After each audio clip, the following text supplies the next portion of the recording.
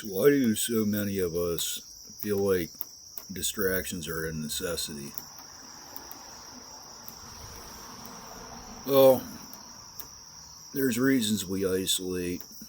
There's reasons we socialize even though we're not social people. And that's because our narrative, when you turn inwards, the narrative also turns on itself. It doesn't always question what's around you. It questions, why do people look at you a certain way? Why do people treat you a certain way? Why are so many people competitive?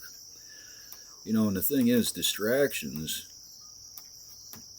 sometimes prevent us from feeling that competitiveness that causes our impulsivity to where we want to change the narrative, so we can feel empowered. Like I was just watching Lawnmower Man last night, and the guy, when he's in virtual reality, he takes his girlfriend in there. He transforms into this monster and literally does something to her brain. And he says, "I'm sorry, I couldn't stop."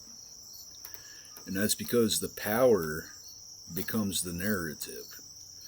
So when everybody is competitive, and it's not always that we're competitive, it's that we see out our eyes, right? And we try to see what other people see. We're trying to control the frequency of their narrative about us because we predict future problems where their narrative is going to turn against us and cause us problems, which is why so many people tend to fall in line. So think of like the way you see as a window, and everybody has their own window in front of them. They're looking through their window, through your window, into you. So when you can't control the narrative, it's like having dirty spots on your window. And you're out of Windex, and so you're trying to clean your window, and all you're doing is smearing it. That's what happens when you explain to somebody that's also trying to control the narrative. So all you're doing is smearing, and they're showing everybody, "Hey, look at this guy's window. It's he just tried cleaning it, and you know you can barely see the person anymore." Which is why so many people seem to change, is because they're desperate to control that frequency. Think of like a heartbeat monitor. It goes up, and it's like, oh, we hit our peak. We're doing really good. Everybody's looking at us really good. And all of a sudden, one person gets competitive with you, and there's a miscommunication. All of a sudden, you drop down. Now you're below the line, and you're desperate to control that narrative to prevent future problems. And a lot of people are hiding things when they're under that line. It's not to say that they're just trying to control the narrative. It's that a lot of times people are hiding, which is like a copycat maneuver. Control the narrative. Nobody's going to figure out that you're hiding something, right? And that's why a lot of socialites are so good at talking and saying what the other person wants to hear, is because they're controlling their own narrative. So,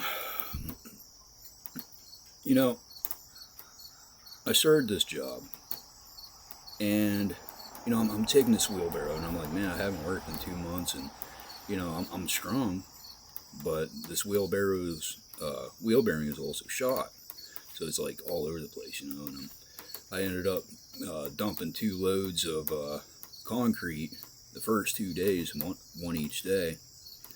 And after I did the second day, this woman, she's trying to compete with me. "Oh, I'm going to start taking them too." Okay. And, she wasn't the only one. I had a couple people, it just automatically comes out. It's like your narrative just went below the line, and everybody notices it. You screwed up, so now they're trying to compete in order to control their narrative and become in control. So this causes a lot of miscommunication because we're competitive people around competitive people all the time. I mean, business. What is business other than competitiveness, right? So, well, business is a very fragile narrative because that's not just you and your mirror, or you and your window.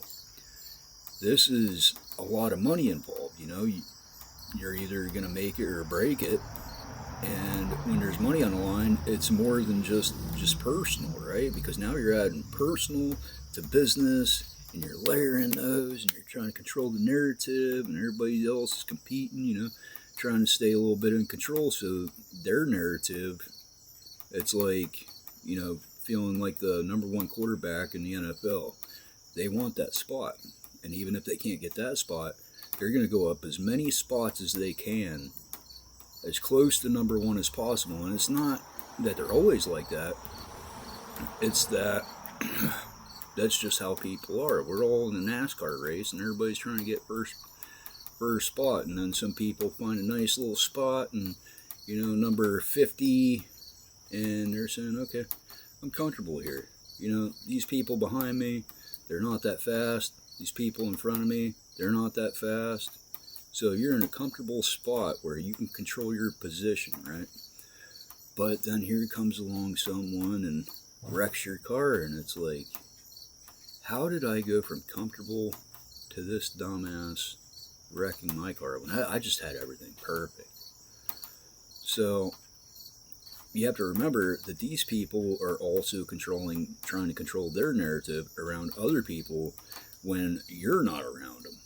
So their wiring can change overnight. It's very, very confusing. And so, like, a lot of us, we don't question what other people are doing wrong. We question what we're doing wrong. Give us 1 minute of silence at work, where nobody's talking to us, and we might be expanding our minds to thoughts, things that we haven't thought of before, things we've thought of before.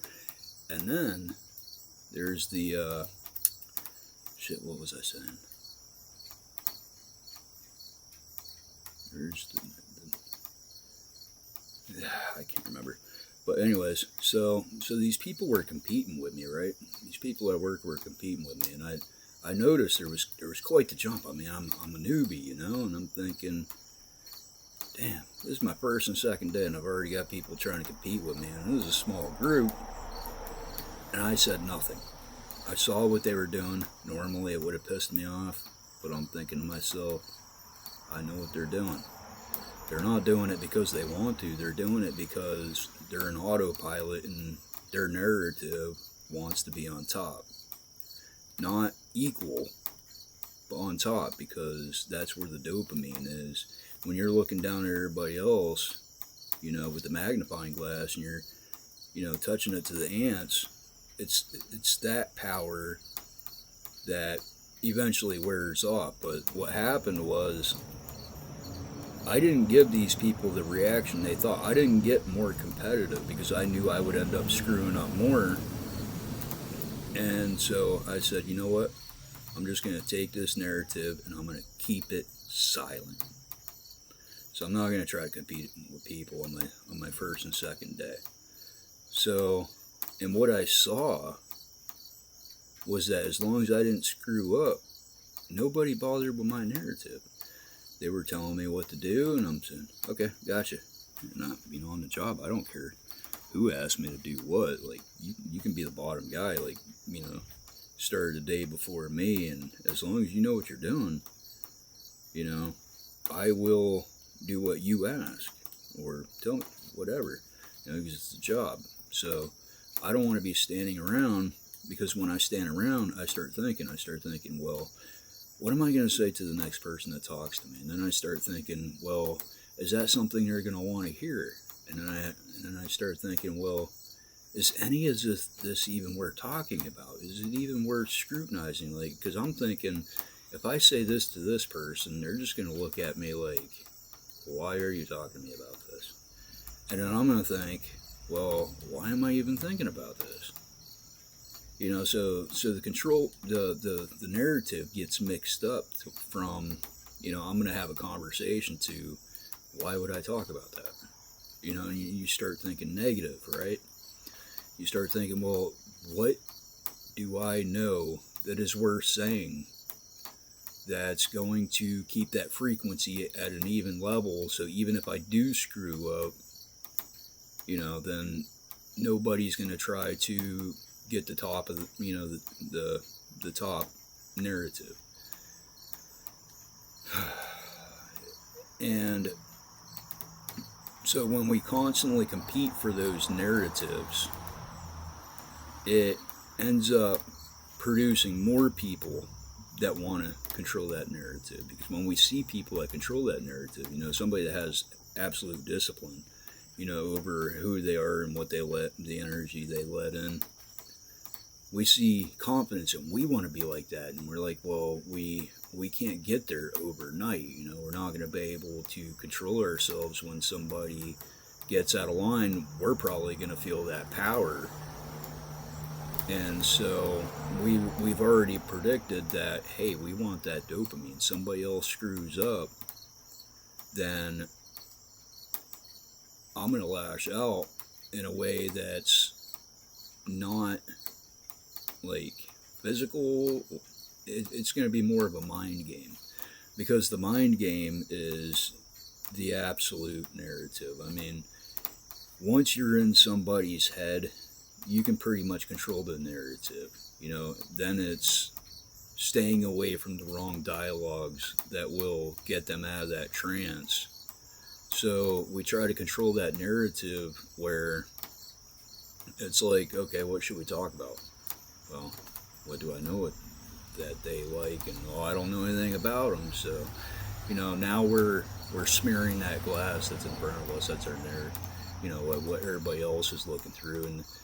And the thing is, when everybody's, glass in front of them is muddy, we can't tell where the problem is.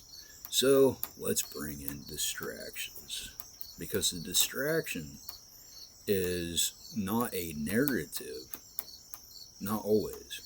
Now, if you're on social media, that's different. You can still get that power narrative, but when you're, say, playing a single player game, right? Where is the narrative in that, other than I'm just enjoying some dopamine right now? I'm focused on what I can control and not what I can't. So that's why distractions are so powerful. And also, when you do try to control the narrative, it can be pretty easy, especially embarrassing people in front of everybody else, the entire world. So you start getting that real power trip. You're like, oh, I want more of that. Because people actually look at me now. They notice that I'm in control of this person, when all these other people were being led by the person that was controlling the narrative that you destroyed. So now they're in the middle and you're at top, and these people that were being controlled by them are looking at you like, dude, how'd you do that? We're looking like Michael Jordan playing baseball, and here you are, Mark McGwire at his peak. And so people want those easy answers. Look at somebody that, will post dumb stuff all day long. And then somebody else posts something that's dumb. And then you see this person jumping on that person like, hey, why'd you post this? Doesn't make any sense. And it's like, your stuff doesn't make any sense. Why are you pointing out that this person doesn't make any sense? Well, because you're trying to control the narrative, and it is more of a programming, where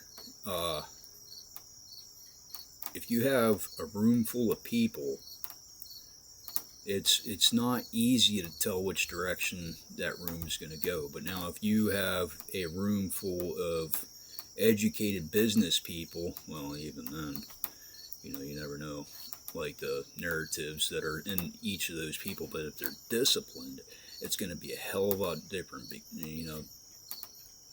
like, let's say Squid Games, right? So you got these people that wanted to quit the games, and then all these people that didn't want to quit the games, but they all had to quit the game in order for anybody to quit the game. You know, people are dying. You know, there's all this money. Nobody was thinking about their own narrative other than that money is going to be the solution to every problem in their narrative. You know, because money is a distraction that tends to control the narrative. You walk in with $1 million business, everybody's going to notice. You know, so distraction is the drug for the narrative. It allows us to escape without questioning ourselves as much. And yeah, it's a serious problem, but it's biological.